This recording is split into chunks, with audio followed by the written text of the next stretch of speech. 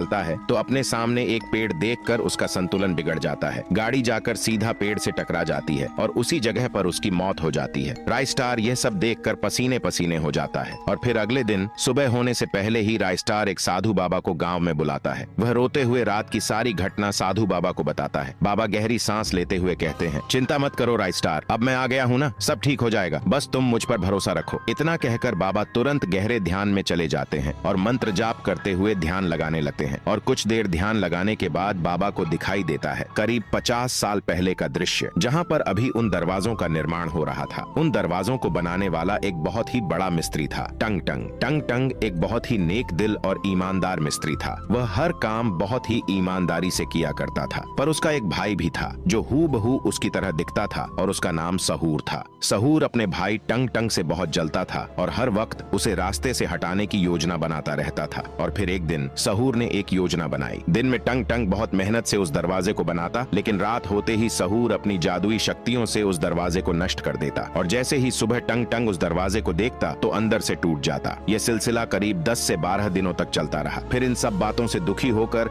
टंग टंग एक शाम नदी के किनारे बैठा हुआ था। तभी उसका भाई सहूर उसके पास आया और बोला, क्या हुआ बड़े भाई, इतने उदास क्यों हो? टंग टंग बोला, क्या बताऊं छोटू, मैं हर दिन मेहनत करके दरवाजा खड़ा करता हूँ, पर सुबह होते ही पता नहीं कैसे वो दरवाजा राख में बदल जाता है। तभी सहूर बोला, भाई लगता है खराबी लकड़ी में है, तुम्हें सफेद पेड़ की लकड़ी का इस्तेमाल करना चाहिए। इतना सुनते ही टंग टंग तुरंत जंगल की ओर निकल गया, पर उसे यह ज्ञान नहीं था कि सफेद पेड़ वर्षों से श्रापित पड़ा है। वह बिना डरे जंगल जाकर उस पेड़ को काटकर गांव ले आता है और सुबह होते ही दरवाजे का काम शुरू कर देता है। शाम होते होते दरवाजा पूरी तरह तैयार भी हो जाता है। टंग टंग बहुत खुश होता है और उस रात वह चैन की नींद सोता है। लेकिन जैसे ही पूरा गांव गहरी नींद में होता है, वह दरवाजा हिलने लगता है और अचानक वही दरवाजा उस सफेद पेड़ में बदल जाता है और वहां से गायब हो जाता है। अगली सुबह गांव वालों को टंग टंग की लाश उसी दरवाजे के नीचे मिलती है। कहा जाता है कि टंग टंग की लाश अभी भी उस दरवाजे के नीचे दबी हुई है और अपने बरसों पुराने बदले का इंतजार कर रही है। इतना कहते ही बाबा का शरीर अचानक कांपने लगता है और देखते ही देखते वह उसी सूखी लकड़ी जैसी प्राणी में बदल जाता है। वह डरते हुए तुरंत गांव के बाहर भागने की कोशिश करते हैं, लेकिन जैसे ही वह दरवाजा पार करते हैं, उनके शरीर के चिथड़े उड़ जाते हैं। दूर खड़ा रायस्टार ये सब देख रहा होता है। वह तुरंत बाबा की लाश की ओर दौड़ता है और रोते हुए कहता है, बाबा